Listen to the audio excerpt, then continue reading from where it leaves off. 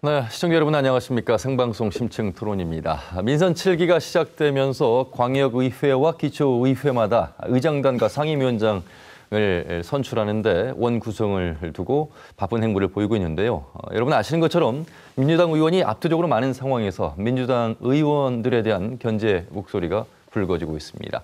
원 구성을 놓고도 불협화음의 목소리가 높았죠. 의회가 하는 일이 어떤 일일지 지방자치단체를 견제하고 감시하는 그 역할이 있습니다. 오늘 생방송 심층 토론에서 의회 원 구성과 또 앞으로의 지방의회가 어떤 역할과 기능을 해야 되는지 오늘 진단해 보도록 하겠습니다. 시청자 여러분께서도 전화와 문자로 의견 주실 수 있겠습니다. 여러분께서 주신 의견은 실시간으로 전해드리겠습니다. 오늘 함께하실 네 분 소개해드리겠습니다. 11대 전반기 도의회 의장을 맡으셨습니다. 송성환 의장님 어서 오십시오. 네, 반갑습니다. 네. 전라북도 의회 정의당 비례대표 최영심 의원님 반갑습니다. 네, 안녕하십니까. 김제시 의회 온주현 의장님 어서 오세요. 반갑습니다. 그리고 전북대학교 정치외교과 송교대 교수님 반갑습니다. 예, 안녕하세요. 먼저 11대 도의회 의장을 맡은 송성환 의장을 만나보겠습니다. 전북에서는 가장 높은 득표율로 도의원이 당선됐습니다. 무려 82%에 가까운데요. 압도적인 표 차이로 당선이 되셨습니다. 일단 축하드리고 의장까지 맡으셨어요. 네. 인사부터 좀 해주시죠. 네, 우리 전라북도가 새로운 변화의 시대를 맞는 시기에 전라북도의 의장직이라는 중책을 맡게 돼서 감회가 새롭습니다. 영광보다는 오히려 부담감이 더 크게 느껴지기도 합니다. 저는 의장으로서 우리 도민들의 목소리에 귀를 기울이고 다양한 요구를 새겨서 우리 전라북도 의회가 도민들을 위해서 해결할 수 있는 일들을 찾아서 노력하도록 그렇게 하겠습니다. 또 우리 11대 도의회는 10대 의회의 성과는 계승을 하고 오류는 과감히 청산을 함과 동시에 우리 도민들을 위해서 역동적으로 움직이는 일하는 그런 의회를 만들도록 하겠습니다. 예.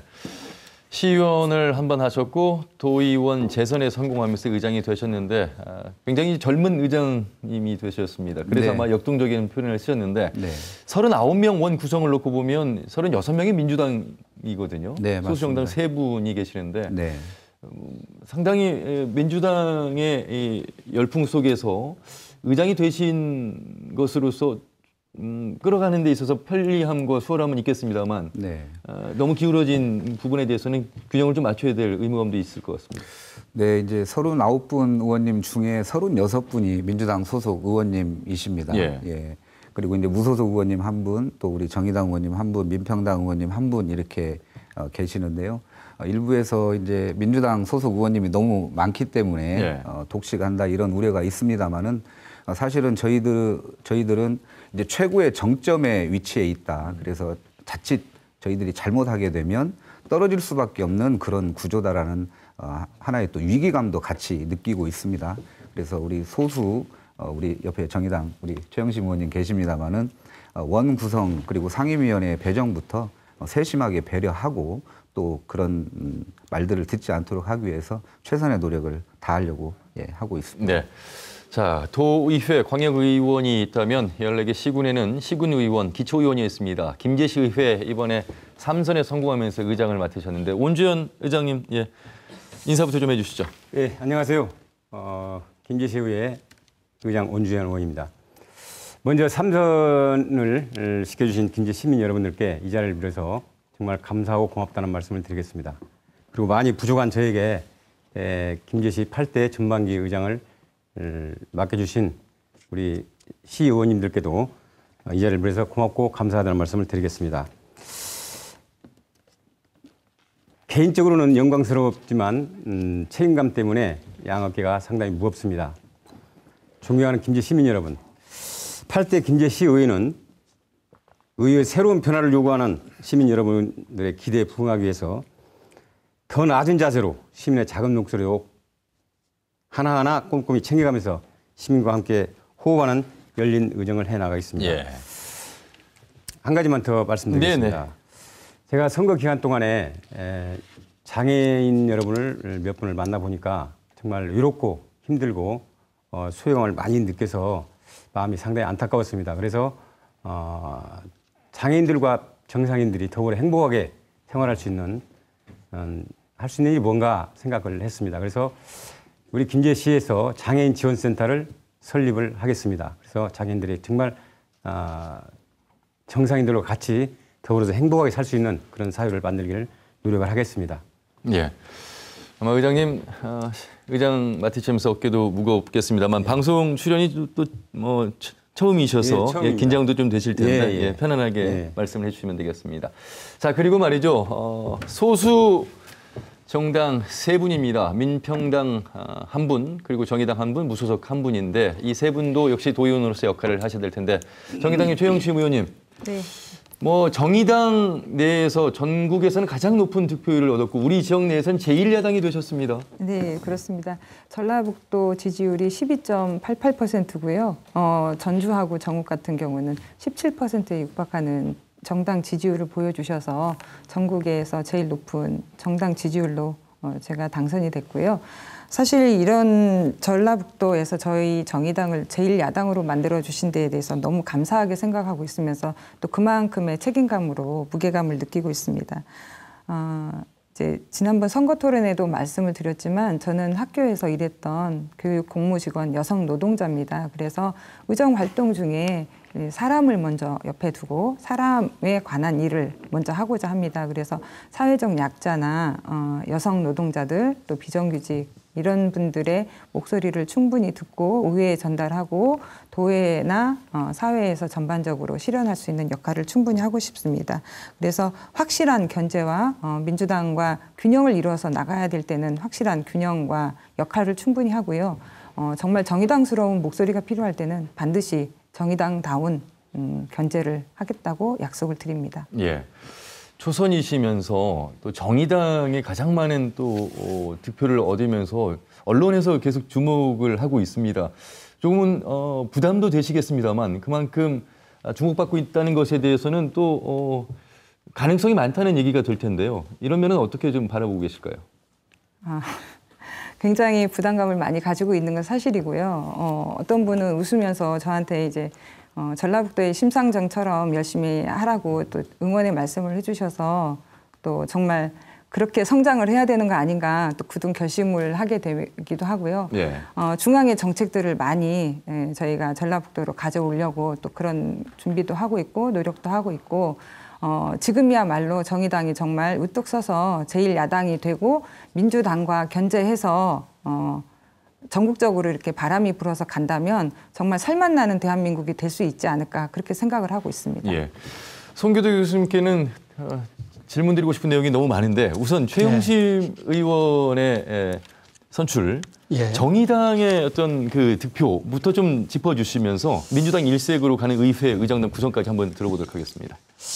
예, 이번 선거가 일단 이 지방의회 선거 중에 1995년에 처음 지방의회가 구성이 됐는데 가장 많은 사람들이 참여한 선거예요. 60%가 넘었거든요. 그렇군요. 이 전라북도도 65% 가까운 사람들이 선거에 참여했기 때문에 가장 많은 사람들이 참여한 선거다. 그건 무슨 이야기냐면 그만큼 사람들이 관심이 많았다라는 걸 의미하는 거고요.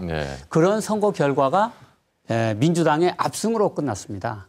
앞에서도 잠깐 이야기했지만 도의회에 전부 39석 중에 36석이. 그렇죠. 그러니까 퍼센테이지로 따지면 92%에 해당하는 의회가 이 민주당이 차지했다. 뭐 물론 거기에 뭐 도지사, 다음에 10개, 10개 그 시, 군수를 다 차지했으니까 정말 압도적인 승리죠. 민주당이 아마 지금까지 이 전라북도에 존재하면서 가장 크게 이긴 선거가 아닌가 생각이 듭니다. 그런데 이게 방금 우리 이제 함윤아 아나운서께서 지적하신 대로 이 각 당마다 좀 생각이 조금씩 달라요. 그래서 좀 따지면 아까 정의당부터 먼저 이야기를 하면 정의당이 이번 선거에 가장 재미본 정당이 아닌가 저는 개인적으로는 그렇게 생각합니다. 민주당이 압승을 하고 정의당이 전체 하면 광역 도의원 1명 포함해서 전부 7명이 그렇습니다. 됐단 말이죠. 그러니까 숫자는 작지만 실질적인 내용상으로 가서 이야기를 하면 가장 크게 승리했다. 딴 거보다도요. 전라북도 도민들에게 정의당이 민주당을 대신할 수 있는 대한정당이 될 수 있다. 그런 가능성에 가능성을 보여준 선거가 이번 선거였다라고 생각이 듭니다. 그 전까지는 전라북도에서 민주당을 항상 지지해왔고 30년 넘게 그리고서 다른 대안 세력으로 뭐 새나라당, 뭐 새누리당이라든가 뭐 자유한국당이라든가 네. 이런 정당들을 대안으로 생각하지 않았기 때문에 표를 줬어도 그것까지는 아니다라고 했고 정의당에겐 표를 줬어도 항상 10% 미만이었단 말이죠. 대안 세력이 되긴 아직 아니다. 그랬는데 이번에 놀랍게도 전라북도에서 제일 야당이 돼버린 거예요. 네네. 12.88%를 얻었습니다. 지금 그리고 이게 지금 계속 올라가고 있어요. 지난 6월 말에 나온 여론조사에서 전국적으로 지금 10% 넘었고요, 이미. 그 전라북도는 더 남았죠. 그래서 이게 아마 굉장히 중요한 의미를 갖겠다. 앞으로 정의당이 어떻게 나갈 건지. 그래서 민주당은 굉장히 이제 조심해야 될 거다라는 생각이 들고요. 그 다음에 이제 민주당은 뭐 말할 필요 없죠. 이번 선거에 뭐 여기 계신 분들 중에 10명 중에 7명은 민주당 찍었습니다. 네. 누구라고 지적은 안 하겠습니다. 그러나 다 10분 중에 7명은 찍었는데요. 이게 사실 민주당을 찍은 것도 있지만 문재인 정부의 남북 평화 정책에 대한 지지 그리고 이 촛불 민심으로 나타난 적폐청산에 대한 지지 이렇게 나타났다고 저는 네. 생각을 해요. 문재인 대통령께서 선거 끝나고 나서 하신 말씀이 등골에 식은땀이 난다 이렇게 말씀하셨습니다. 너무나 높은 지지를 받았기 때문에 본인 스스로도 굉장히 두렵다라는 생각을 하신 것 같아요. 이거 맞죠? 그래서 민주당의 적은 민주당입니다. 이제 지금부터는. 이 전라북도에 야당이 무의미한 이런 지방의회를 구성을 하게 됐어요. 물론 이제 김재만 조금 예외입니다만 나머지는 전부 다 야당이 한 명 수정밖에 안 되는 거죠. 그러니까 결국은 민주당이 다 책임져야 된다 생각하고 이제는 내려갈 일만 남았습니다. 그래서 정말 조심해야 되는 생각하고 그다음에 자유한국당 경우에는 이게 좀 말할 필요가 없죠. 사실은 이번 선거가 권위주의적 비합리적 정치 행태에 대한 이 국민의 심판이라고 저는 생각합니다. 우리 저 홍준표 대표께서 이야기했죠. 이거 이 위장 평화쇼다. 그다음에 무슨 여론 왜곡이다. 이게 도대체 국민들하고 너무 상시하고 뒤떨어진 이야기 막 하시고 결국은 그런 결과를 가져왔죠. 나라를 통째로 넘기시겠습니까? 이렇게 이야기했죠. 북한하고 이렇게 이야기할 적에. 그럴 때 국민들은 저분은 뭐 하는 분인가? 라는 생각하고 선거로서 심판을 해버린 거라고 저는 보고요. 네. 우리 전라북도에서는 그나마 비례 한 석씩 받고 그랬는데 그것까지도 없어져 버렸죠, 이제. 그러니까 결국은 이제 자유한국당은 존재가 없어져 버렸다 생각이 들고요. 이제 제일 문제가 되는 게 국민의당하고 이 바른미래당인데 이제 국민의당에서 짜게져 나온 민주평화당과 바른미래당이죠. 네. 근데 민주평화당은 어찌 보면 2년 전에 전라북도의 대표 정당이었어요. 지금 국회의원 수가 지금 5입니다만 그때 7명이 당선이 됐기 때문에 실질적인 여기 여당이었단 말이죠. 그런데 이번에 완전히 저는 엄중 경고, 이 축구 요즘 월드컵 축구 하는데 레드카드 받은 겁니다. 저는 그렇게 생각해요. 그래서 2년 전에 대한 세력으로 호남에서 총선에 압승을 했는데 그래서 다당제 실험을 성공했다고 이야기하고 그랬는데 이번에 완전히 전라북도의 민심이 돌아섰다. 왜? 전북에서 정치적 스테터스가 불명확했다라는 겁니다. 네. 안철수로 대표되는 새정치 없어졌죠. 그리고 국민의당에 있었던 두 개의 세력, 바른민주당과 민주평화당이 나눠지면서 결국은 스스로 위기를 자초한 결과가 됐죠. 그래서 아마 또 한편 생각하면 위기라는 단어가 위험과 기회라는 단어잖아요. 그러니까 이제 정말 뼈저린 구조조정을 함으로써 민주평화당도 다시 할 수 있지 않을까. 아마 그래서 이제 민주평화당은 대답해야 될 것 같아요. 이 민주평화당은 전북에서 어떤 당이냐. 그런 질문에 자신 있게 대답을 찾아야 될 것이고 그거는 구조조정을 해야 된다고 생각이 됩니다. 지금처럼 똑같이 해서는 결코 이 전북 도민의 지지를 받을 수 없다 이런 생각이 듭니다. 알겠습니다. 그래서 되게 이제 바른미래당은 뭐 설명할 필요 별로 없을 것 같아요. 네네. 거긴 뭐 진짜 이번에 어찌 보면 지금 물론 바른미래당 국회의원이 2명이나 있습니다만 한 석도 얻지 못한 그런 결과를 가져왔죠. 그래서 전북 도민들은 아예 눈을 돌리지 않아 버렸다 이런 생각이 듭니다. 그래서 우리 전북에 있는 주요 정당 대한 설명을 네. 드릴 정도 할 것 같습니다. 카메라가 계속 송교도 교수님만 잡고 있어서 토론회 패널이 혼자만 나오신 줄 아시겠습니다. 아, 죄송합니다. 오늘 해야 될 말씀을 사실 다음번부터는 작게 하겠습니다. 아니, 오늘 사실 저희가 해야 될 내용들을 지금 총평을 다 해주셨거든요. 사실 과거 30년 동안 말이죠.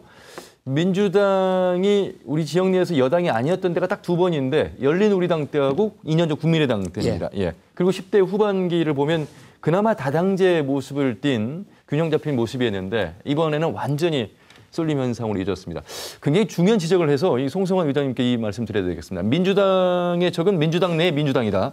예, 이거 좀 잘 받아들이셔야 될 것 같습니다. 네, 아까 언급해드린 것처럼 너무 많은 의석을 지금 차지하고 있는 게 현실입니다. 예. 그렇다 보니까 저희들이 이제 더 이상 올라갈 곳은 없다. 이제 무소속 의원님 한 곳 말고는 더 이상 저희들이 차지할 수 있는 그런 상황이 아니기 때문에 앞으로는 저희들이 잘못하면 밑으로 내려갈 일만 남아 있다. 네. 그래서 저희들 굉장한 도민들의 지지를 받아서 감사하고 행복하긴 하지만 또한 위기감도 느끼고 있고요.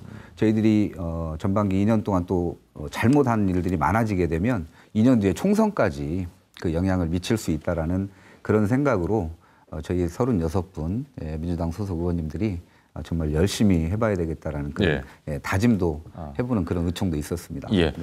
이제 원내 구성을 하는 데 있어서 갈등의 이야기를 한번 풀어보겠습니다. 송교도 교수님, 사실 국회에서도 상임위를 놓고 법사위, 가장 중요한 법사위를 놓고 자유한국당과 민주당이 계속 경쟁을 벌였고, 물론 이제 결론은 자유한국당으로 갔습니다만, 우리 지역 안에 도의회나 기초의회에서도 이 의장을 뽑고 상임위원장을 뽑는데 대부분 도를 비롯해서 시군이 민주당이 다 차지를 했습니다.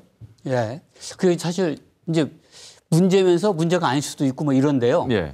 지금 이제 전라북도에 좀 우리 이 정의당 최영신 의원님 나와 계십니다만 좀 화나는 일도 좀 있고 그럴 것 같아요. 네. 근데 워낙 숫자가 적어버리니까.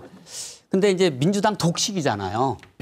근데 이제 의장단 다음에 이제 상임위원장 배분, 의석 배분이거든 결국은. 근데 그게 지금 이제 전라북도 의회 같은 경우에는 민주당 아니신 분이 3분밖에 없으니까 사실 네. 조금 어떻게 이야기하기가 좀 곤란하긴 한데 김제 시의 같은 경우에는 사실은 민주당이 8, 민평당이 6 이렇게 돼 있거든요. 맞습니다. 그러니까 생각하기 따라서는 좀 이렇게 좀 균형 있게 하면 참 좋은데 그런데 민주당이 다 그게 차지했잖아요. 민주당 다 차지했죠. 예. 독식 구조란 말이죠. 그런데 이게 독식 구조로 가면 굉장히 위험한 게 이런 겁니다. 의회라는 곳이 이 주민의 의견을 대표하는 곳이거든요. 그렇죠. 그 의원의 역할이 주민의 의견을 대신하고 대표하는 곳이에요. 첫 번째가. 두 번째는 이제 집행부에 대한 감시 이런 거란 말이죠. 그런데 이게 다수당이 모든 의회 직책을 독식해버리면 소수파의 목소리가 위축이 될 수밖에 없어요. 그렇죠. 말할 공간이 없죠. 의장, 부의장, 운영위원장, 문화위원장 다 한 당이면 소수 의견이 안 나오게 되는 거죠. 그러다 보니까 민의가 왜곡이 되게 되는 거죠. 자연스럽게. 네. 이게 굉장히 위험한 상황이다 보고요. 그렇게 되다 보면 또 앞에 아까 송성환 의장님께서 말씀하셨지만 이제 내려올 일밖에 없다.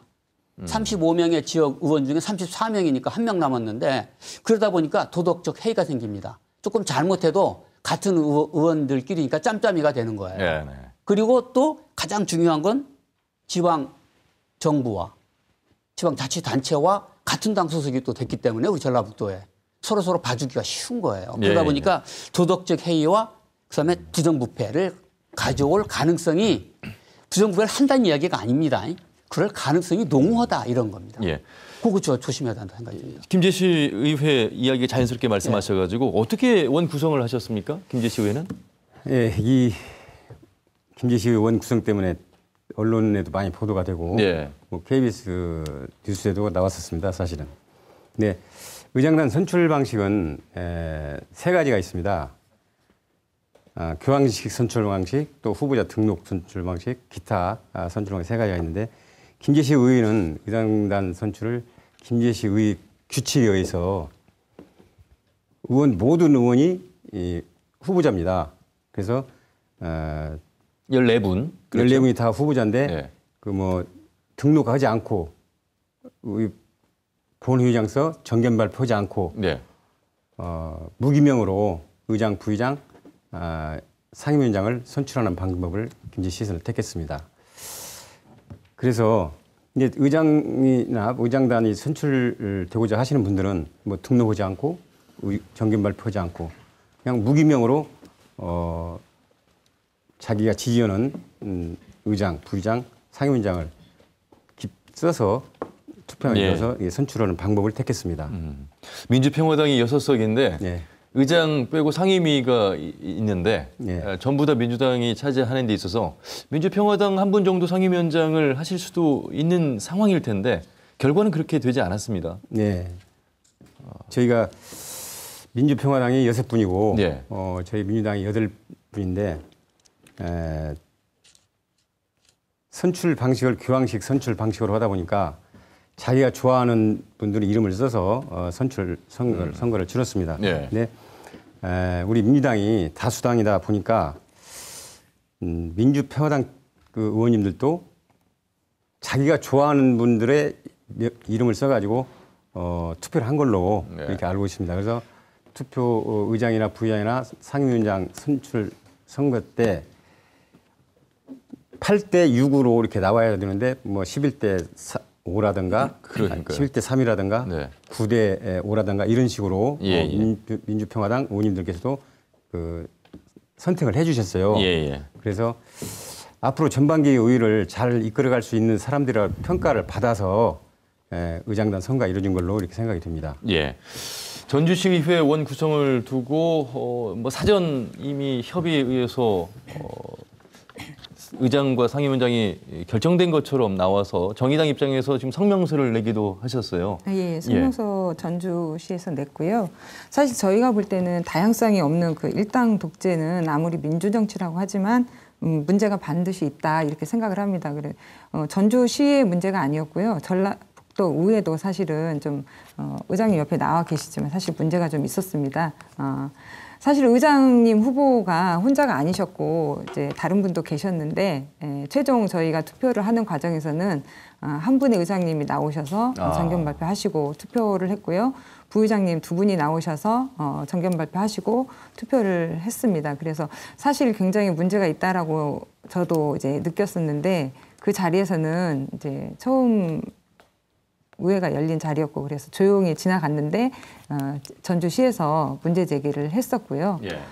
사실 모든 지금 의원님들이 민주주의에 꽂힌 선거로 당선이 되신 분들이잖아요. 네. 그러면 그 선거하는 과정에 본인의 정견 발표를 충분히 하고 정책이나 이런 것들을 얘기하신 다음에 당선이 되셨기 때문에 선거의 정당성과 합리성은 분명히 알고 계시리라고 생각을 하는데 의장님과 부의장님을 뽑는 중요한 자리에서는 사실 내부적으로 합의를 해서 이렇게 오셔서 좀 문제가 됐다 저기 생각을 하고요. 그렇지만 또 저희 같이 소수 정당에서는 또 생각하고 있고 듣고 싶은 얘기가 있는데 그런 얘기를 제대로 듣지 못하고 사실 또 의장님을 찬성하느냐 반대하느냐 이거하고는 별다른 문제죠. 그러니까 결과는 저희가 받아들일 수 있으나 과정의 문제는 있었다라고 분명하게 말씀을 드리고 싶고 이게 전라북도와 전주시만 이런 게 아니었고요. 어느 지역에서는 문제 제기를 해서 휴대폰을 두고 들어가서 투표를 하는 지역도 발생할 정도로 사실은 문제가 있었습니다. 그래서 다음에는 이런 일이 발생하지 않기를 바라는 바입니다. 직접 들어보죠, 송 의장님. 네. 저희 전라북도 의회에는 이제 교섭단체라는 제도가 있습니다. 예. 그래서 이제 저희 민주당은 교섭단체를 구성하고 있는 정당이기 때문에 저희 당 내에서 의장, 부의장, 또 상임위원장 후보를 자체적으로 선출을 하게 됩니다. 네. 그렇게 선출된 이제 제가 의장 후보가 돼서 본회의장에서 정견 발표를 이제 혼자 하게 된 거고요. 저희 교섭단체 내에서 당내에서 경쟁은 또 다른 의원님하고 했었던 게 맞죠. 그래서 이제 그런 제도 하에서 이루어지기 때문에 방금 최영심 의원님께서 이제 말씀하신 그런 부분에 대한 오해는 없으셨으면 좋겠다라는 말씀 드리고요. 무소속이든 다른 정당이든 교섭단체가 또 구성이 될 수가 있습니다. 5인 이상이 되면 교섭단체 구성을 할 수가 있는데 이번 전라북도 의회는 지금 무소속 또 우리 정의당, 민평당 의원님 합쳐야 3분밖에 안 돼서 교섭단체 구성을 할 수가 없는 상황이었습니다. 그래서 저희 민주당에서 교섭단체를 구성을 했고 또 저희 당이 의장, 부의장, 상임위원장 후보를 냈기 때문에 아까 이제 최영심 의원님 말씀하신 본회의장에서 투표는 저희들도 이제 교황식 선출 방식을 채택을 하고 있는데요. 꼭 제가 후보이긴 하지만 저를 찍지 않고 다른 의원님을 찍을 수도 있는 그런 상황이라고 이해를 하시면 될 것 같습니다. 알겠습니다. 뭐 당연히 원내 의원여야 할 것 없이 협치를 해야 되는 건 당연한 이치여서 이 부분에 대해서는 따로 질문을 드리지 않겠고요. 송교도 교수님, 그렇습니다만 항상 보면 이 그러니까 자치단체와 의회가 같은 당일 때 제대로 된 견제 감시 기능을 못하는 경우가 많았기 때문에 이럴 때 바로 이제 그 의회를 채찍할 수 있는 것이 바로 시민단체나 저희 언론 아니겠습니까? 그런 부분에서 좀 주문을 좀 해주셔야 될 것 같아요. 맞습니다. 사실은 이제 정당이 앞에서 그 송 의장님께서 말씀하신 것처럼 교섭단체가 있고 그러면 서로 반대되는 정당, 경쟁하는 정당이 2개 이상 있음으로 인해서 정당이 더 활성화되게 돼 있어요. 그래서 원래 일부 학자들은 정당이라는 거를 설명할 적에 정당이란 2개 이상의 당이 있어야 된다. 그래야지 비로소 정당이다. 이렇게 설명을 했습니다. 근데 이제 교섭단체라고 그러면 이제 그만큼 이제 국회 운영을, 도의회 운영을 원활히 하기 위해서 만든 거죠. 그런데 지금 교섭단체가 이제 없는 상황이 돼버렸단 말이죠. 하나밖에 없으니까. 그러니까 결국은 경쟁하는 정당이 없다라는 의미가 될 것이고, 경쟁하는 정당이 없으면 가장 중요한 게 감시가 안 되는 겁니다. 무엇보다도. 그런데 이제 그래서 지금 전라북도의 의회의 가장 큰 문제점은 경쟁하는 정당이 없다라는 거고, 경쟁하는 정당이 없다 보니까 감시가 제대로 안 된다. 그러니까 이제는 민주당 스스로 자체적으로 어떻게 가이드라인을 만들어서 부패하지 않게끔. 중요하겠네요. 그게 뭐냐면 민주주의 정치를 이야기할 적에 액튼경은 이런 말을 했어요. 권력은 부패하는 경향이 있다. 절대 권력은 절대적으로 부패한다. 이렇게 이야기를 했거든요. 그래서 절대 권력의 위험성에 대해서 지적을 한 거예요. 근데 지금 전라북도의 의회가 절대 권력이죠. 지금 지방자치단체와 의회가 같은 편이고, 이렇게 됐을 경우에 그걸 누가 견제할 것이냐. 그런데 의회에서 해주면 되는데 다른 당이 너무 약하니까 앞서 지적한 것처럼 언론이 또 시민단체가, 시민들이 더 많이 저는 견제를 해야 된다. 이제 그중에 가장 중요한 게 저는 첫 번째, 모든 일이 공개적으로 돼야 된다라는 거예요. 되도록이면 모든 일이 공개적으로 돼야 되고, 그리고 예를 들면 도민 시민 참여가 확대돼 가는 방향으로, 그 시민 참여 확대라든가 직접 민주주의의 강화, 이런 것들이 좀 필요할 때가 됐다. 뭐 요즘에 어차피 SNS라든가 이런 걸 통해서 시민과의 소통이 굉장히 많아지죠. 그런데 특히 이번에 그 민주당의 그 도의회라든가 시의회나 군의회 의원들은 시민과의 소통을 더욱더 강화하려고 노력을 해야 될 겁니다. 왜냐하면 다른 정당과의 노력도 물론 뭐 있겠습니다만 협치 대상이 너무나 폭이 좁아졌기 때문에 직접 나갈 수밖에 없다라고 생각이 들고요. 그래서 이제 저는 뭐 주민 참여 예산제 뭐 지금 하고 있죠. 일부에서는 뭐 주민 소환제 이런 거 다 하고 있습니다만, 뭐 도민 청원제라든가 또는 뭐 도민 발안제 뭐 이런 것까지도 포함해서 좀 더 폭넓게 의회가 시민들에게 다가가는 그러한 여러 가지 일들을, 정책들을 개발하고 실체로 옮겼을 적에 비로소 그걸 막을 수가 있다. 그리고 민주당의 독선을 막기 위해서는 시민과 함께하는 뭐 의정감시단이라든가 이런 것도 좀 많이 더 만들어야 된다 생각이 들고요. 언론은 뭐 더 이상 말할 필요가 없을 것 같아요. 언론이 정권의 감시견이 돼야 된다 생각이 듭니다. 그러니까 그동안 우리가 지난 정부 이명박 박근혜 정부를 돌아오면서 언론들이 너무 침묵했던 거. 혹시 여러분들이 TV를 보시면 예전에는 TV 토론 프로그램이라든가 이런 정책적 대담 프로그램이 굉장히 많았더랬어요. 그런데 지난 10년간 그게 싹 없어졌어요. 그랬는데 이제 다시 그게 부활되고 있단 말이죠. 그래서 언론이, 지방 언론도 마찬가지로 저는 봅니다. 지방 언론이 지방 의원들 또는 정치인들 수시로 불러서 체크하고 그분들이 어떻게 제대로 하는지 감시하는지 그렇게 해야 되는데 이게 좀 그거는 언론인의 역할인 것 같아요. 그거는 이제 우리 함윤호 아나운서가 대답을 더 잘 하셔야 될 것 같습니다. 그래서 이렇게 시장군수 자치단체장들만을 모시는 자리로 끝나는 것이 아니라 의회 의장단들을 지금 모셔서 말씀을 들어보고 있는 것이고 지방의회의 역할에 대해서 지금 이야기를 이제 송교도 교수님께서 잘 말씀을 해주셨는데 같은 식구라는 동질감이 있습니다만 엄연히 의회와 자치단체는 하는 일이 다릅니다. 견제와 감시 기능을 잘 해야 되는데 잘하는 의회도 있습니다만 그렇지 않을 경우에 의회가 이 행정의 거수기 역할을 하는 경향들이 종종 과거의 사례에서 볼 수가 있어서 이 부분은 의장님 이하 이제 의원분들께서 바로 그런 부분 역할을 좀 잘 하셔야 될 것 같습니다. 네. 뭐 일당 독주에 대한 우려의 시각이 있는 걸로 알고 있는데요. 뭐 잘 아시는 것처럼 의회의 역할은 우리 집행부 견제와 감시죠. 그리고 우리 도민들께서 저희들을 뽑아준 이유이기도 합니다. 그래서 의정 활동을 하는 데 있어서 뭐 정당이 같다든지 이념이 같다고 그래서 도의원으로서 책무를 소홀히 할 수는 없는 것이죠. 같은 정당이라고 해서 도정을 제대로 견제하지 않는다면 사실 그것은 결코 우리 송하진 도지사를 도와주는 것이 아니다.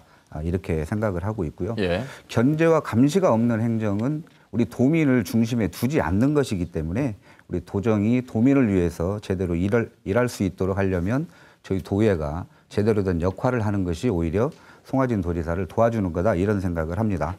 그리고 우리 도의회는 지금 5개의 상임위가 구성이 되어 있는데요. 각 상임위마다 우리 의원들을 보좌할 수 있는 정책 연구팀들이 보좌를 하고 있고요.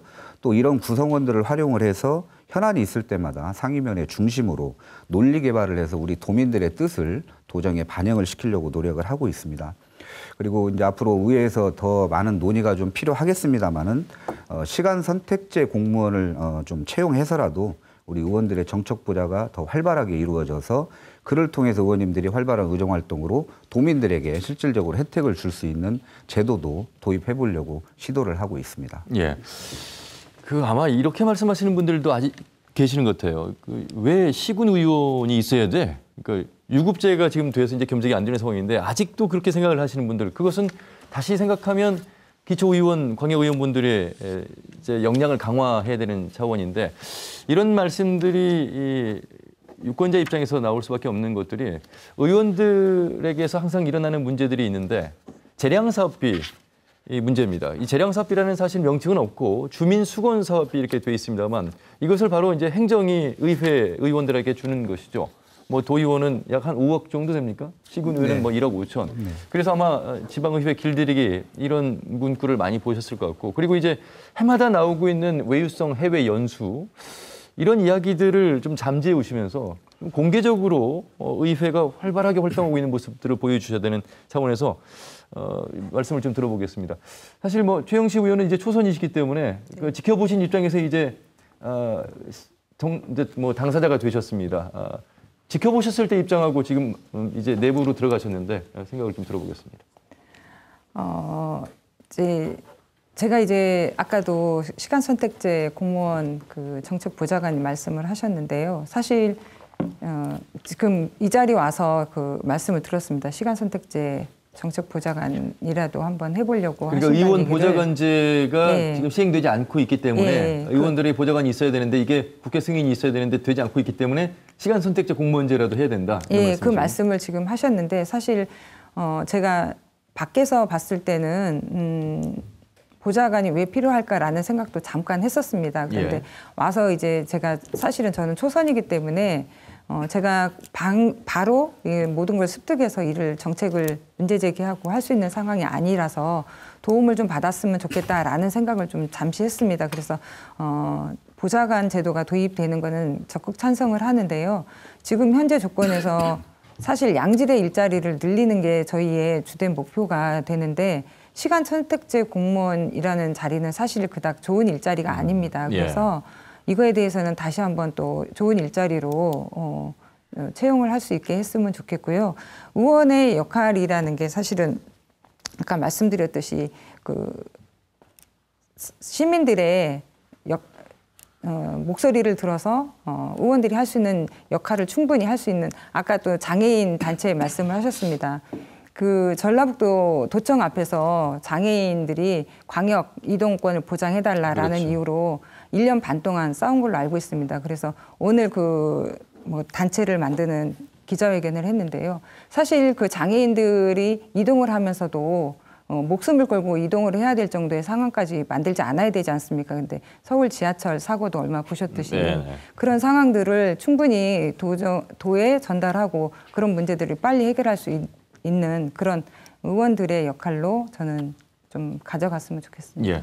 전라북도 의회 같은 경우에요. 재량 사업비 리베이트 건으로 전현직 의원들이 이제 뭐 구속되고 또 낙마하는 사례가 있어서 작년에 이제 재량 사업비를 없앴습니다만 그 관련해서 답변도 좀 부탁드리고 아울러서 외유성 해외 연수건은 앞으로 어떻게 좀 진행 의장으로서 하실 건지 좀 말씀 들어보겠습니다. 네. 먼저 이제 재량 사업비로 알고 계시는 부분에 대해서 공식 명칭은 소규모 주민수건 사업비입니다. 네. 근데 이 예산은 사실은 예산 편성권을 가진 집행부 그 관심권 밖에 있는 소규모의 그런 주민수건 사업들을 해결하기 위한 취지에서 도입된 제도이기 때문에 취지 자체는 굉장히 좋은 예산입니다. 근데 다만 이제 이 부분이 집행을 하는 과정에서 의원들이 일부 개입한 그런 부분들이 있어서 문제가 됐었는데요. 저는 취지 자체 그리고 우리 주민분들이 너무나 원하는 사업이기 때문에 이 집행 과정에서의 의원들이 개입할 수 있는 시스템이나 제도는 반드시 개선을 하고 그런 그걸 전제로 해서 이 예산은 우리 의원님들과 협의해서 다시 좀 제대로 편성해서 쓸 수 있었으면 좋겠다라는 생각을 개인적으로 가지고 있고요. 예. 또 많은 의원님들께서도 너무나 많은 민원들을 지역 주민분들에게 받다 보니까 이 예산에 대한 그 요구를 굉장히 다양한 목소리로 또 다양한 채널을 통해서 요구를 하고 있는 상황입니다. 그래서 아까 말씀드린 대로 집행을 할 때 공개 입찰 방식으로 채택을 해서 예산 편성은 집행부에서 하고 또 편성을 하고 집행을 할 때 그런 행정에서 공개 입찰을 통해서 집행을 한다고 하면 지금까지 발생했던 그런 의원들이 개입하는 문제는 예방을 할 수가 있고 예. 원래 좋은 취지는 살려서 정말 지역 주민들에게 제대로 된 혜택을 부여할 수 있겠다라는 생각을 하고 있습니다. 예. 해외 연수건은 어떻습니까? 네, 해외 연수는 이제 뭐 하도 말도 많고 탈도 많고 그러는데요. 여기 계신 우리 뭐 방청객 분들도 아시겠지만 사실은 우리가 외국을 나가서 우리가 접해보지 못한 문물을 접하거나 이런 보는 것 자체로도 사실은 많은 도움이 되고 그럴 수 있다고 생각을 합니다. 다만 그 연수의 내용이 저는 문제가 된다고 보거든요. 그래서 정말로 연수 내용을 좀 알차게 짠다고 하면 그걸 또 보고 와서 우리 도정에 어떻게 반영할 수 있는지 고민하고 또 정책적으로 반영이 가능한 부분도 찾아서 도입을 하고 반영을 한다고 하면 해외 연수가 지금까지 우려하시고 그렇게 지적받았던 것처럼 꼭 나쁜 것만은 아니다. 그래서 우리 11대 도회가 새롭게 출발을 한 만큼 그 정책 연수가 될 수 있도록 내용을 좀 알차게 꾸려서 가려고 저희 상임위원장님들과 며칠 전에도 그런 논의를 했었습니다. 예. 원주현 의장님, 기초의회도 재량 사업비가 있습니다. 그게 소규모 수건 사업비. 예. 예. 어떻게 쓰고 있습니까? 김재 씨 같은 경우? 김재 씨 같은 경우는 집행부에서 예산을 편성해서 의회에서 의결이 주면 그걸 읍면동으로 배정을 합니다. 재배정을. 네. 그래서 읍면동장들한테 들어온 민원 그리고 의원들한테 들어온 민원을 예를 들어 농로 포장이라든가 안길 포장을 그 재량 사업 주민 수건 사업비로 해결합니다. 네. 이게 1년에 한 1억 5천에서 한 2억 정도 됩니다. 그러면 그래서 의원들한테 들어온 민원을 읍면동장한테 사정을 해가지고 그 민원을 해결합니다. 의원이 자체적으로 집행을 하는 게 아니고. 네. 그래서 제가 생각할 때는 시군 주민 수건 사업비는 의원들이 뭐 리베이트를 받는다든가 그러면 전혀 없을 거라고 저는 생각을 합니다. 예. 송기도 교수님, 지금 나와 있는 의회의 어떤 역할 속에서 의회가 좀 더 잘해야 된다는 이야기를 하고 있는데 그러면서 요구하고 있는 것들이 이제 뭐 의원 보좌관이 있었으면 좋겠다는 것과 그리고 이제 재량 사업비를 이제 투명하게 써야 된다는 것, 그리고 아울러서 선진지 견학 차원에서 가는 해외 연수가 문제가 되고 있는데 이것 또한 뭐 잘할 수 있는 부분이 있다라고 지금 말씀을 하셨어요. 예.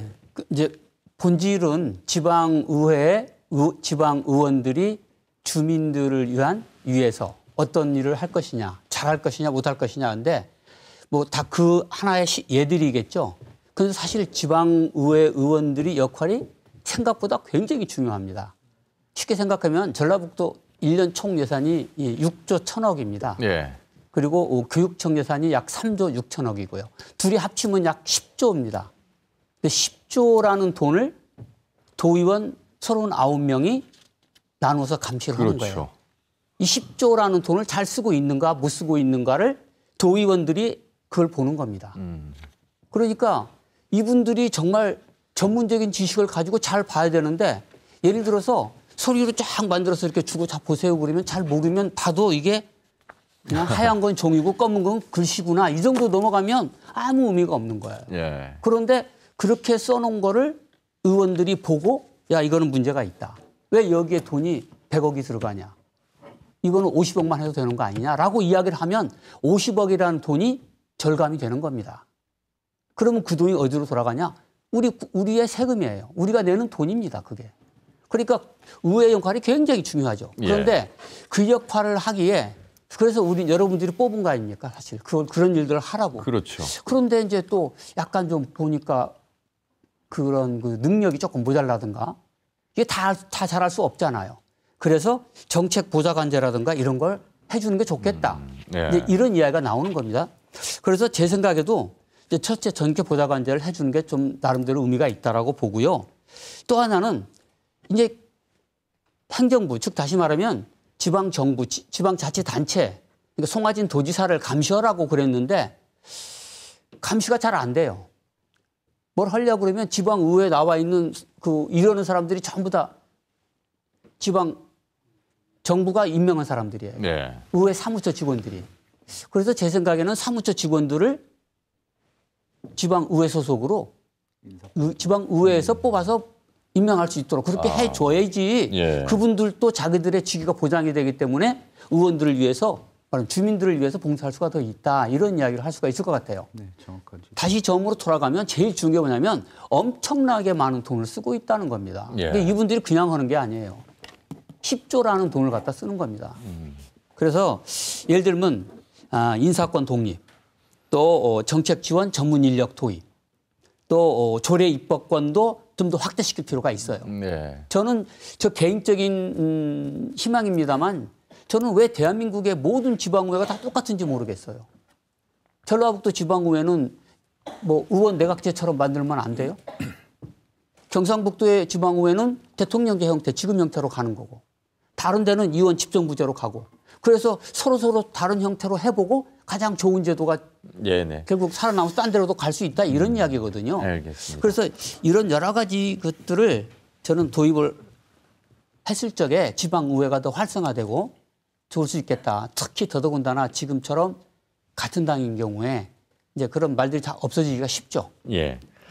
그래서 이제 수급 사업비에 대해서 제가 잠깐 정의당의 입장을 좀 말씀을 드리고 싶은데요. 정의당에서는 이 주민 수건 사업비라고 불리는 이 금액에 대해서는 주민의 불편 사항에 대해서 해결을 해야 된다라는 건 분명히 동의를 하고 그렇게 해야죠. 하지만 도의회에서 지금 예산 편성을 의원당 얼마씩 이렇게 하고 있거든요. 그러면 이게 축적이 되면 선거에 나중에 이분들이 선거에 나갔을 때 돈을 이만큼 끌어왔습니다라고 해서 그게 선거에 이력으로 나가는 경우가 굉장히 많습니다. 그러면 그런 것이 현직에 있는 의원들이 굉장히 유리한 거고 그러면 초선으로 덤비시는 분들한테는 굉장히 불리한 조건이 됩니다. 제가 볼 때는 정의당에서는 그 부분에 대해서는 반대를 하고 있고요. 정의나 정말 이런 수건 사업비가 필요하다고 한다면 이 예산 자체를 개인당 얼마 이렇게 할 게 아니라 도의회 차원에서 통으로 예산을 편성을 하고 정말 필요한 급한 그러니까 개인 선심으로 하는 그런 사업이 아니라 정말 필요한 것을 우선순위로 해서 통으로 예산을 짜서 민원 해결을 할 수 있는 방법을 찾아보는 게 맞지 않나 이렇게 생각을 하고 의원당 얼마라고 이렇게 배정이 되는 건 맞지 않다라고 지금 주장을 하고 싶습니다. 도청과 도교육청 예산 10조를 감시하는 기능을 의회 의원들이 한다고 말씀드리니까 방청객 분들이 그렇구나 이 고개를 이제 좀 끄덕이시는 분들이 많으신데 중요하다는 얘기죠. 좀 불편한 질문을 하나 드려야 되겠습니다. 사실 주민을 위한 의정 활동을 해야 되는 것이 기초가 광역의원인데 공천권을 쥐고 있는 국회의원의 민원 해결, 심부름꾼 뭐 이 정도의 기능으로 또 지부를 받고 있는 그런 상황이기도 해서 이것도 굉장히 중요한 사안입니다. 송 의장님 현실은 어떻습니까? 네. 그 예전에 이제 그런 지적들이 사실 많았었고요. 예. 현실이었던 것도 인정을 합니다. 엄밀히 따지면 지방자치는 주민자치거든요. 그래서 지방정치는 지방자치 또는 주민자치가 올바른 표현일 것 같습니다. 근데 언제부터인가 사실은 지방정치로 변질이 된 것 같습니다. 방금 사회자님 말씀하신 것처럼 그런 현상이 생기게 된 게 중앙 정치인이 지방 의원들에게 당적을 부여를 하고 예속시키려는 그런 당리당략적 차원에서 생성이 된 산물이 아닌가 이렇게 생각을 하고요. 물론 이제 정당 공천제가 무조건 잘못된 것은 아니라고 생각을 합니다. 정당을 통해서 책임 행정의 의무감도 부여할 수 있고 또 중앙정부, 지방정부 간의 가교 역할도 충분히 할 수 있는 그런 장점도 있습니다.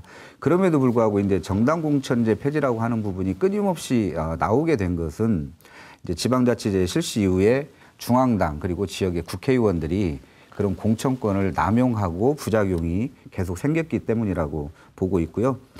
사실 역대 이제 대선 때마다 각 정당의 후보들도 정당 공천제를 폐지하겠다 이렇게 공약을 했지만 사실은 한 걸음도 진척이 되지 않았죠. 예.